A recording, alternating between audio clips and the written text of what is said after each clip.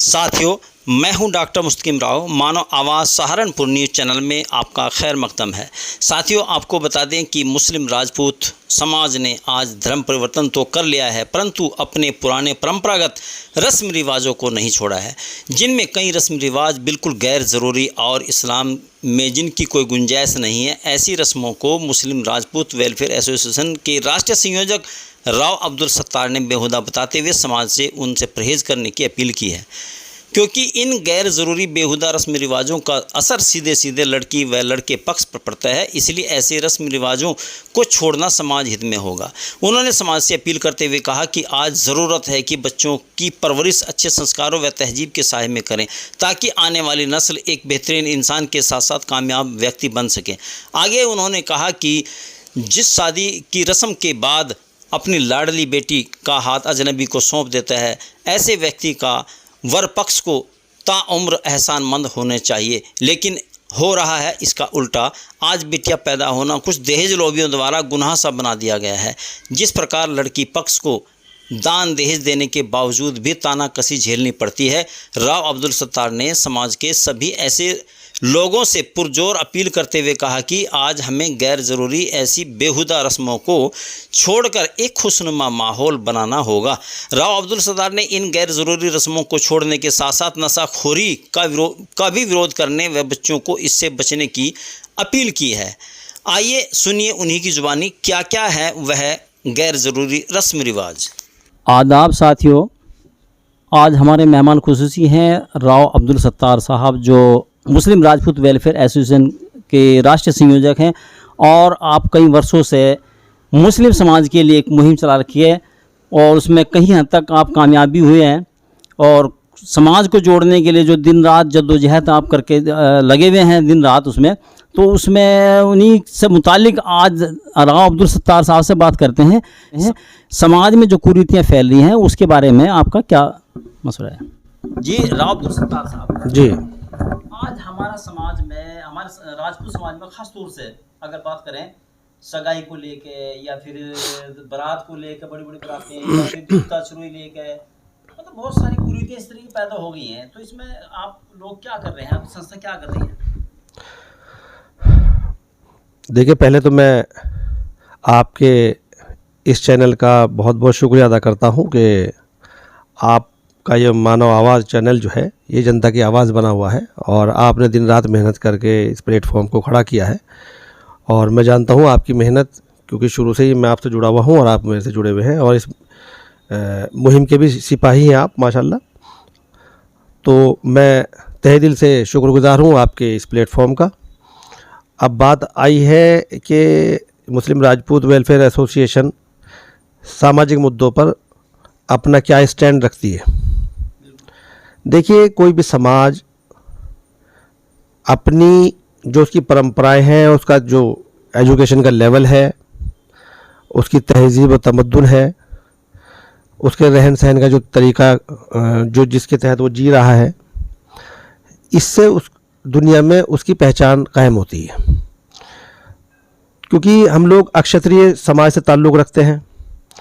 अक्षत्रिय समाज का एक पूरा एक मुकम्मल इतिहास है जो आज भी मुकम्मल तौर पर सिर्फ हवा में नहीं है बल्कि लिखित में मौजूद है। बल्कि ये इतिहास जो है सर्जित किया गया है, अपने खून की आहुति दे करके ये इतिहास लिखा गया है या रचा गया है।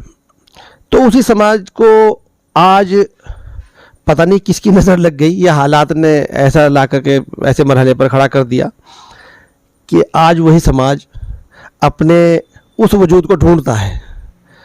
तो उसी वजूद को तलाशने के लिए, उसी मर्तबे को, उसी रुतबे को पाने के लिए मुस्लिम राजपूत वेलफेयर एसोसिएशन क़याम में आई और 2004-05 में इसकी शुरुआत हुई। आज अल्लाह करम यह है कि हमारा मुस्लिम राजपूत समाज जो अपनी पहचान खो चुका था पूरे हिंदुस्तान के अंदर, उसे अपना राजपूताना भी याद नहीं रहा था, क्योंकि माहौल ने उसे इतना कमज़ोर बना दिया था कि वो अपनी आवाज़ को उठाने में भी शर्म महसूस करता था या राजपूत कहने में महसूस करता था। उसकी बहुत सारी वजूहात हैं, उन पर हम रोशनी आज नहीं डालेंगे, क्योंकि हमारा जो टॉपिक है वो हमारे समाज में फैली हुई बुराइयों का हमारा टॉपिक है, उस पर हम गौर व फिक्र करेंगे और आपके सवालों के जवाब देंगे। देखिए, फ़िलहाल जो समाज के अंदर बुराइयां चल रही हैं, ये सगाई की बात आपने की है। एक अच्छी रस्म हुआ करती थी, कभी लोग खुशियां मनाया करते थे, वो दौर था, उसके मुताबिक ये रस्म चली हुई थी। मंडा या जूता चुराई या और भी इस टाइप की जितनी भी परंपराएं कायम रही हमारे समाज के अंदर, तो वो इस समाज की खूबसूरती थी उस टाइम पर, क्योंकि वो माहौल, उस माहौल की या उस दौर की वो ज़रूरतें थी।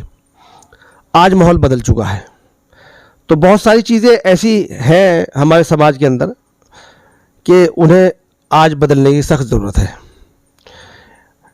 एक पॉइंट मैं राजपूताना पैगाम मेरे सामने रखा है, इसके तहत हमने ये सारा मिशन खड़ा किया है जो सामाजिक बुराइयों वाला है। इसमें एक पॉइंट आप भूल गए शायद, इसमें एक वो जब इंतकाल होता है किसी का, तो उसमें लोग खाने के ऊपर बहुत सारा पैसा खर्च कर रहे हैं, और उस दुख की घड़ी में एक तो मैयत हुई हुई है, उसके दूसरी उस पर खाने के लिए। मैं उसी बात पर आ रहा हूँ कि मान लीजिए किसी का इकलौता बेटा, भाई मौत और ज़िंदगी तो सबके साथ लगी हुई है, जो इस दुनिया में आया है वो जाएगा भी ज़रूर, उसके कारण कोई भी हो सकते हैं, वो किस उम्र में चला जाए ये भी हमें पता नहीं होता।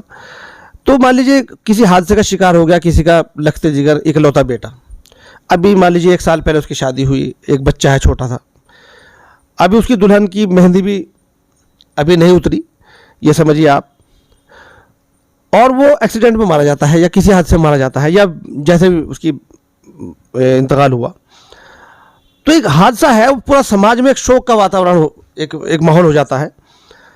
और वहाँ पर जा कर के फिर हम लोग वहाँ पर अच्छे अच्छे खानों की फरमाइशें, मैं वो अल्फाज में नहीं पब्लिकली नहीं बोलना चाह रहा हूँ, लेकिन वो ज़रदा बिरयानी, वो कौरमे, वो तमाम की चीज़ें हैं, तो ऐसा लगता है जैसे हम बहुत बड़ी किसी दावत में, खुशी की दावत में आए हुए हैं।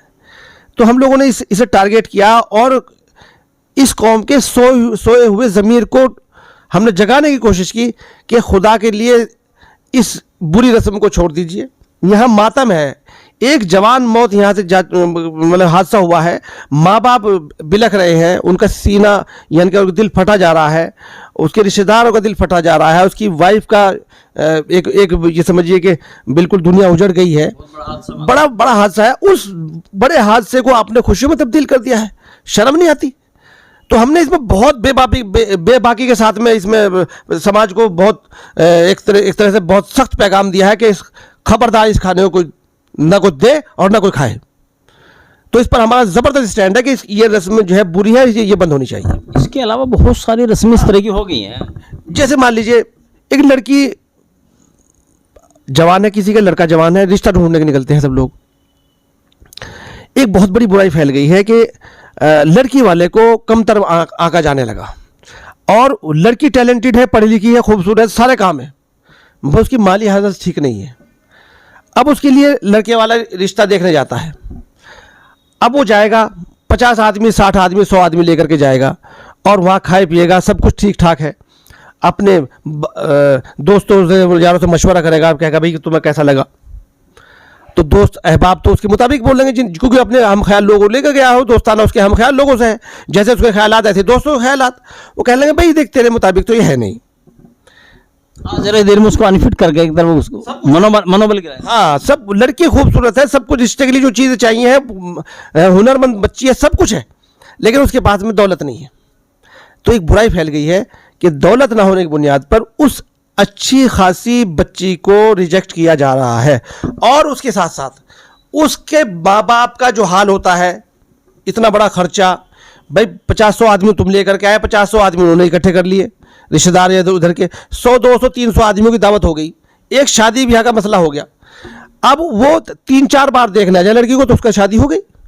तो ये बेवजह की जो ये रसूमात हैं, भाई लड़की हमारे भी है, लड़की दूसरों के भी हैं, तो इसे आसान बनाया जाए। और हमने इसका बहुत आसान तरीका लोगों के सामने पेश किया है कि मोबाइल आपके पास में, आप तमाम जानकारियाँ इससे हासिल कर सकते हैं। वीडियो कॉल कर लीजिए, घर भी दिखा दीजिए, लड़की भी दिखा दीजिए, लड़का भी दिखा दीजिए, तमाम चीज़ें जो सॉल्व आउट हो सकती हैं बिना आए जाए, उसे, क्योंकि दोनों की परिवारों की इज्जत का सवाल है। अगर वो मना करके जा रहा है तो भी उसकी बेइज्जती हो रही है, और जो जिसके यहाँ मना करके जा रहा है, लड़की वाले के यहाँ, लड़की के अंदर भी हीनता पैदा हो रही है, उसके माँ बाप की बेइज्जती हो रही है, उन मेहमानों में भी गलत मैसेज जा रहा है, पैगाम जा रहा है समाज के अंदर गलत। तो इन सब चीज़ों को रोकना चाहिए।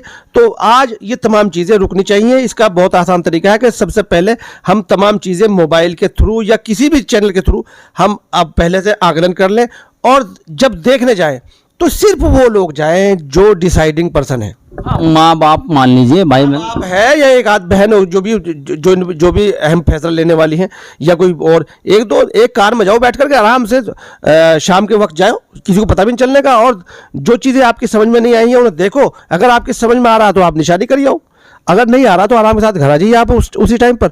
दोनों की इज्जत बचेगी, ना उसे पता ना उसे पता कि शोर शराबा करने की जरूरत नहीं। ये लाखों का रुपया खर्चा, ये बेइज्जती का माहौल, ये सब कंट्रोल होंगे इंशाल्लाह। और इस उम्मीद है कि इस पर ऐसा होने लगा है और इसमें समाज में तब्दीली आने लगी है। ऐसा ही एक मुद्दा है हमारे यहाँ जूता चुराई का है, जैसे सलामी वो अलग से है, जूता चुराई भी उसकी एक रस्म है, हाँ वो अलग है, लेकिन वो लगभग दोनों बराबर की रस्में हैं। उसमें बस ये पैसे के लेन देन जूता चुराई में है, उसमें नहीं है। लेकिन मैं इन रस्मों को इस समाज के हिसाब से, आजकल के माहौल के हिसाब से, गलत तो पहले भी थी, लेकिन वो लुकी छिपी वाली बात चली आ रही थी, उस पर पर्दा डाल रखा था लोगों ने बेशर्मी पर, लेकिन आज वो बेशर्मी खुल करके सामने आने लगी है। हाँ, जिस प्रकार से मतलब लड़कियां सज धज के खड़ी होती उसी प्लेटफॉर्म की बात कर रहा हूँ। आप इमेजिन कीजिए कि इधर तो जवान लड़कियां और इधर जवान लड़के, कोई बड़ा उनके सामने ठहर नहीं सकता, वहाँ वो शर्म के मारे वहाँ से भाग जाता है, वो अलग हो जाता है। अब वो जो खेल चलता है फिर जवान लड़कों का, जवान लड़कियों का, और फिर आज के दौर में ये मोबाइल रखा है, एक दूसरे का नंबर ले लेते हैं। एक दूसरे का पहले नंबर लिए जाकर लैंडलाइन फ़ोन पर, अब सेल्फी ली जाती है, अब रिकॉर्डिंग होती है हर चीज़ की।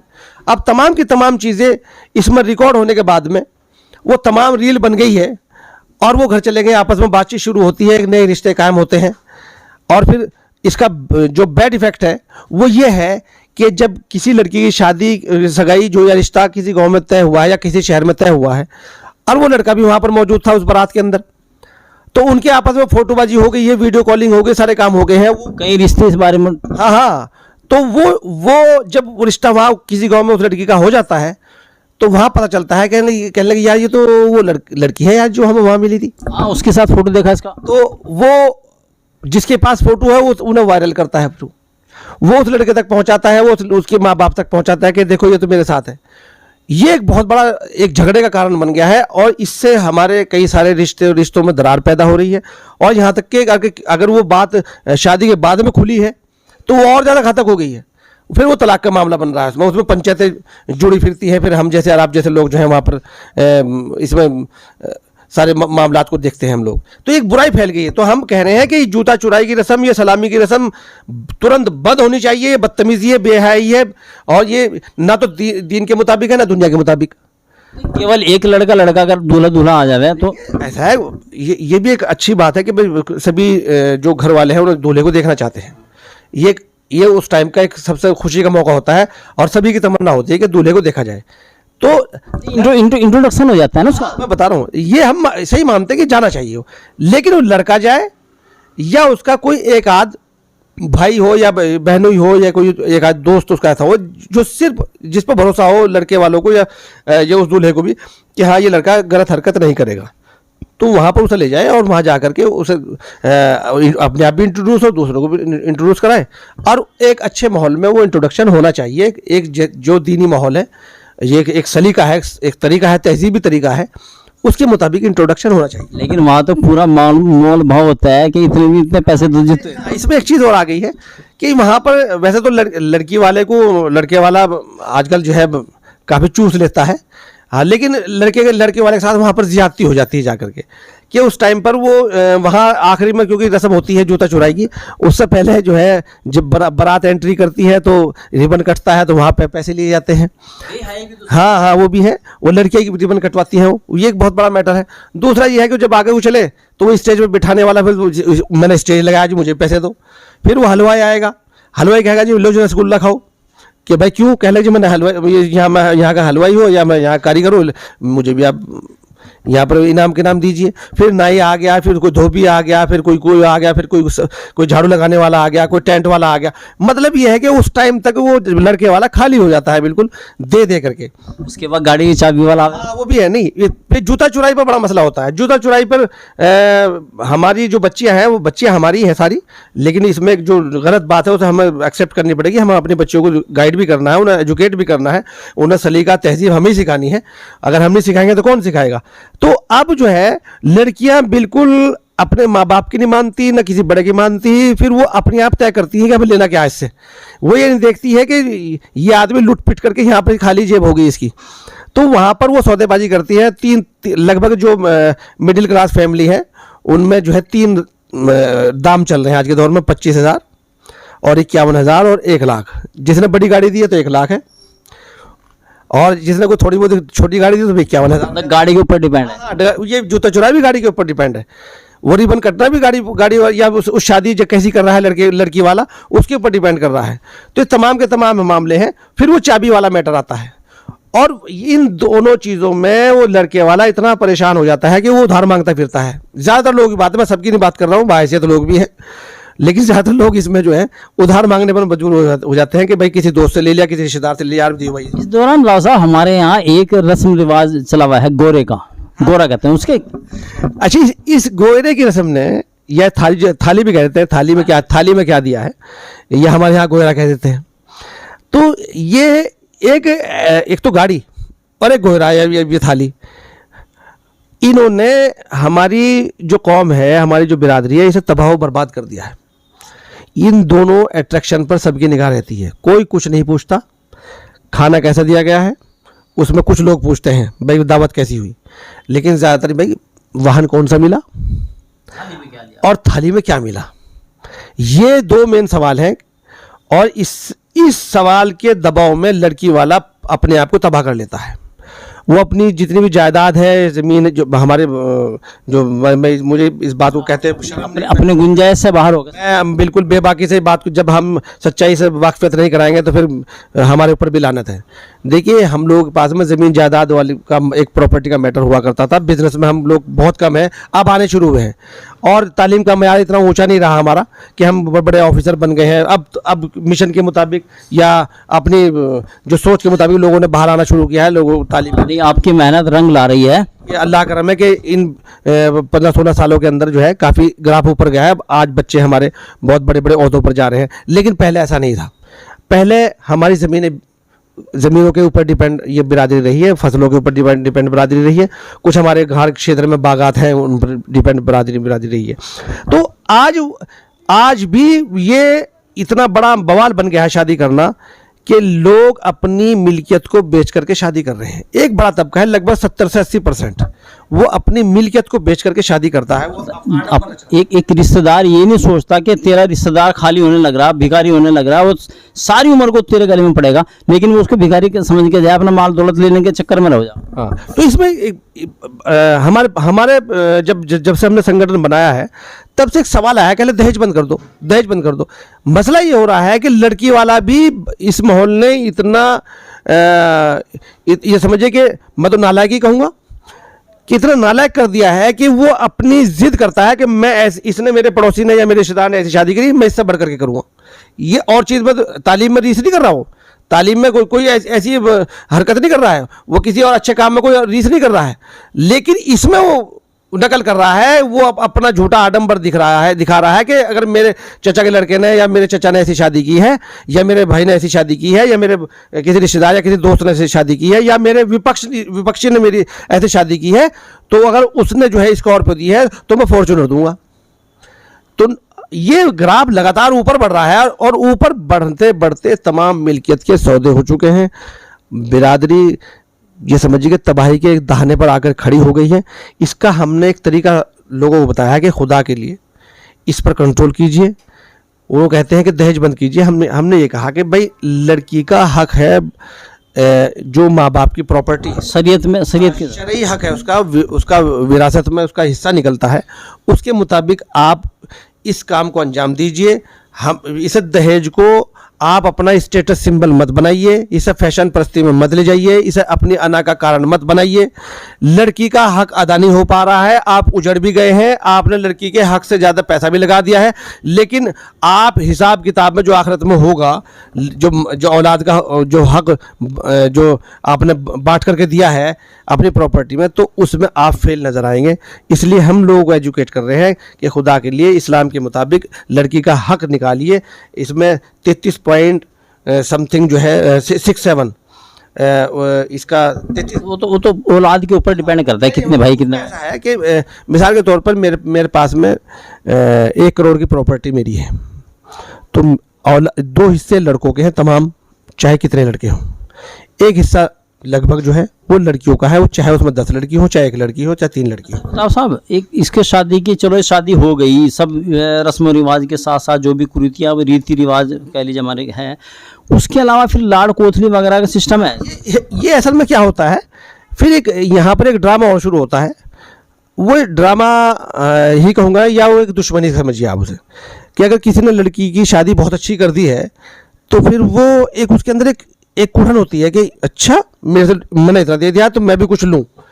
अब वो लेने के चक्कर में वो लाड कोथली का एक लबादा ओढ़ता है वो। और एक बारात तो कल विदा हुई थी, एक बारात फिर लड़के वाले का आज जा रही है। कोई 100 आदमी जब भेज रहा है, कोई 80 आदमी भेज रहा है, कोई 50 आदमी भेज रहा है। अब लड़के वाला उन्हें दे क्या, लड़के वाला क्या दे उन्हें, वो 100 रुपये देगा। अगर 100 आदमी गए तो वो उसकी बेइज्जती होगी। अगर 500 रुपये वो दे या 1000 रुपये दे तो वो मर गया, लड़के वाले बच कुछ नहीं रहा। मिला बात यह है कि इस तरह के लाड़ कोथली सब बेकार के बेहुदा रस्में हैं। ये रिश्तों में मिठास नहीं घोल रहे हैं, चाहे जूता चुराई हो, चाहे इसमें कोई रिबन कटाई हो, चाहे इसमें रोकना हो, चाहे इसमें कोई लड़की देखना हो, चाहे ये आपकी ये गोद भराई या क्या नाम ये फलानी क्या नाम लाड़ कोथली हो। ये तमाम रस्में समाज को तबाह बर्बाद कर रही हैं, रिश्तों में ये जहर घोल रही हैं, ना कि मिठास। इनकी सबके बावजूद बच्चे की शादी हो जाएगा, बच्चे शादी हो जाए, पहला बच्चा जब होता है लड़की पे तो उसके घर वालों को पूरा दान दहेज उसके बाद फिर देना पड़ता है उसको पूरी तरह से। वही देखिए, इसका बेहतरीन इलाज है जो इस्लाम कहता है। इस्लाम ये कहता है कि अपने बच्चों की परवरिश बहुत खूबसूरत अंदाज में कीजिए, लड़का लड़की में भेद मत कीजिए। लड़की के पैदा होने पर जन्नत की बशारत है, लड़के के पैदा होने पर हुजूर सल्लल्लाहु अलैहि वसल्लम ने नहीं कहा। लड़की पैदा होने पर कहा कि तुम जन्नत के हकदार हो, मुस्तहिक हो, और तुम्हारा मकान, अगर तुमने परवरिश अच्छी की, तालीम और तरबियत अच्छी की, उसे पालन पोषण अच्छा किया, उसे आदाब और सलीका सिखाया और वो एक अच्छी नागरिक बना करके तैयार किया, अच्छी माँ तैयार किया आपने, तो आपका घर मेरे घर के बराबर में होगा, यानी जन्नत के अंदर। तो जो मज़हब इतनी पैरवी कर रहा है लड़की की, और हमने लड़की के जो तमाम जितनी भी उसकी परवरिश है या उसका आखिर तक का शादी ब्याह तक का उसके यानी कि हुकूक अदा करने तक का जो मामला है, वो तमाम का तमाम गैर इस्लामी और शैतानियत से भरा हुआ है। तो इसलिए बहुत मुश्किल चांस है कि इन हालात में कोई सुधार आए। लेकिन एक जमात खड़ी हुई है, आप जैसे हम जैसे लोग, समाज के बहुत अच्छे अच्छे लोग इसमें शामिल हो रहे हैं। अब एक उम्मीद जगी है कि कुछ लोगों की एक जमात तैयार हो रही है जो इन तमाम चीज़ों को छोड़ करके सादगी पर अमल कर रही है और लड़की के हुकूक अदा करने पर, लड़कों के हुकूक अदा करने पर भी गौर फिक्र कर रहा है। राव अब्दुल सत्तार साहब, इन सब बुराइयों के अलावा, इन बुराई कहूँगा कि जो ज़बरदस्ती दी जाती हैं, उसको प्रेशराइज करके दी जाती हैं, इसके अलावा भी हमारी कौम के अंदर, समाज के अंदर एक नशाखोरी बहुत ज़्यादा हो गई है। आप अगर इस बेल्ट की बात करें तो बहुत ज़्यादा नशाखोरी है। आपके संगठन के माध्यम से इसके लिए क्या मुहिम चलाई जाएगी? वैसे तो ये जो राजपूताना पैगाम है हमारा, एक बार इस पर नज़र अगर मार लें हम, ये मैं दिखा दूँ आपको। हमने सोशल मीडिया पर काफ़ी वायरल किया था हमने ये राजपूताना पैगाम। अच्छा, ये आपने पैगाम बना के देखा? हाँ, इसमें वो सब बुराइयां हैं जो हम अरब डिस्कस कर रहे हैं। इसमें नशाखोरी का भी है, इसमें नशाखोरी भी है। नशाखोरी पर हम लोगों ने काफ़ी गाइड किया है समाज को कि नशा एक इतनी बुरी लत है कि किसी के बच्चे को अगर नशे की लत लग गई है तो माँ बाप तो जिंदा ही मर गया है। इसका इलाज आप इलाज इसका केवल तालीम मानते हैं कि शिक्षित हो बच्चों को? मैं इसका इलाज तालीम भी नहीं मानता, इसका इलाज है परवरिश और देखभाल। तालीम वाले बहुत सारा नशा कर रहे हैं, यानी कि माँ बाप को बच्चों को तरबियत जो है सही अपने, मतलब मैं तमाम समाज के, मैं सिर्फ यही बात नहीं कर रहा हूँ, मैं अपने राजपूत समाज की बात कर रहा हूँ, मैं तमाम सब लोगों की बात कर रहा हूँ कि औलाद सबके लिए अनमोल होती है। अपनी औलादों को सही तरबियत दीजिए, उनकी देखभाल कीजिए, उनका दोस्तों का सर्किल क्या है, किस माहौल में वो जी रहा है, वो कहाँ आता है, किस वक्त आता है, किस वक्त जाता है, उसे उसकी मालूमात रखिए। क्योंकि बच्चा एक कच्चा घड़ा है, उसे वो बहक जाएगा सा, वो अपनी शेप अपने आप लेगा, तो पता नहीं कौन सी शेप ले जाएगा। आप उसे शेप अपने आप दीजिए, क्योंकि आपने ज़िंदगी को जिया है, आपने बुरे अच्छे हालात को देखा है, आप माहौल को जानते हैं, तजर्बा आपके बीच है। तो जो माँ बाप तरबियत करेंगे अच्छी, अपनी औलाद को देखभाल करेंगे, वैसे तो किस्मत का मसला है कि बहुत कुछ करने के बावजूद भी माँ बाप फेल हो जाते हैं, वो तो किस्मत पर छोड़ दीजिए, लेकिन अपनी करनी में कसर मत छोड़ें, अपने बच्चों पर कड़ी निगाह रखें। और मोहब्बत एक ऐसा पैगाम है जो आपके बच्चे को आपके करीब ला सकता है। और अच्छा, मुस्लिम राजपूत वेलफेयर एसोसिएशन इस मुहिम के लिए क्या कुछ इस तरह के भविष्य में मन में लाएगी कोई बात इस तरह की? नशेखोरी के ऊपर, हाँ, नशाखोरी के ऊपर और दहेज के ऊपर, इस तरह की जो अनावश्यक। हाँ, हम लोगों ने यहाँ पर एक सीधा सा पैगाम लोगों को घर घर जा करके दिया है। हर गाँव में मीटिंग हम लोग कर रहे हैं। हाँ, बल्कि एक गांव में एक जगह मीटिंग करके भी काम नहीं चलता। हम लोगों ने लोगों को सिर्फ ये नहीं कि हमने 20-30 गाँव को बुला लिया, हम लोगों ने बिल्कुल मैदान अमल में जा कर के हमने ये काम शुरू किया है। हम हर महल्ले में मीटिंग करते हैं। जहाँ एक महल्ले से काम चल रहा है, पूरा गांव कवर हो रहा है, तो वहाँ एक ही मीटिंग की ज़रूरत है। अगर पता है कि यह पक्ष विपक्ष भी हमारी बिरादरी में बहुत ज़्यादा है, तो हम लोगों ने अगर एक पक्ष में मीटिंग करी, दूसरे पक्ष में भी हम लोगों ने जाकर के मीटिंग की है, आगे भी करेंगे इंशाल्लाह। और वहीं पर हम टीमें बना रहे हैं, उन्हीं की जिम्मेदारी लगा रहे हैं उन्हें, क्योंकि राजपूत डंडे से नहीं, आप राजपूत को या किसी भी इंसान को डंडे से हाँका नहीं जा सकता, या डंडे से थोप के नहीं, सलीके से, जबरदस्ती थोप के नहीं, सलीके से काउंसलिंग की जा सकती है। प्यार मोहब्बत एक ऐसा हथियार है कि जिससे आप छोटों को भी गाइड कर सकते हैं, बड़ों को भी गाइड कर सकते हैं, अनपढ़ को भी गाइड कर सकते हैं, पढ़े लिखे को भी गाइड कर सकते हैं। इसलिए प्यारी हथियार है हमारा, उसी के साथ हम आगे बढ़ रहे हैं। हर फील्ड में वही काम आ रहा है। राव अब्दुल सत्तार साहब, ये आपने जो पम्पलेट छपवाए हैं, इल्म इत्तेहाद तरक्की राजपूताना पैगाम, ये आपने गांव दर गांव मान ले इसको डिस्ट्रीब्यूट किया, चिपकाया, या फिर बंटा जागरूकता लाने के लिए क्या? इसमें जो है हम लोगों ने दो तरीके अपनाए हैं। इसे हमने सोशल मीडिया पे बहुत ज़्यादा हाईलाइट किया है, और जहाँ जहाँ हम मीटिंग करते हैं वहाँ पर हम इसे हर गांव के अंदर ये इश्तहार जो है चिपकवा देते हैं हम लोग। और एक दो हम उनके घर के लिए देते हैं कि भाई इसे घर जा करके अपने लगाना है, जो जितने लोग वहाँ पर रहते हैं। तो इसका ये कारण है कि जब वो रोज़ देखेगा इसे, तो कुछ ना कुछ तो बदलाव आएगा। हम नहीं कहते कि ये मान लीजिए 15-16 पॉइंट है, ये 15-16 पर अमल कीजिए आप। इनमें तो पहले 5 पर अमल कर लीजिए, पहले 2 पर अमल कर लीजिए, फिर उसके बाद में जो फुर्सत मिले तीसरे पर अमल कर लीजिए, फिर उसके बाद में आहिस्ता आहिस्ता ये सारी बुराइयां इंशाल्लाह दूर होती चली जाएंगे।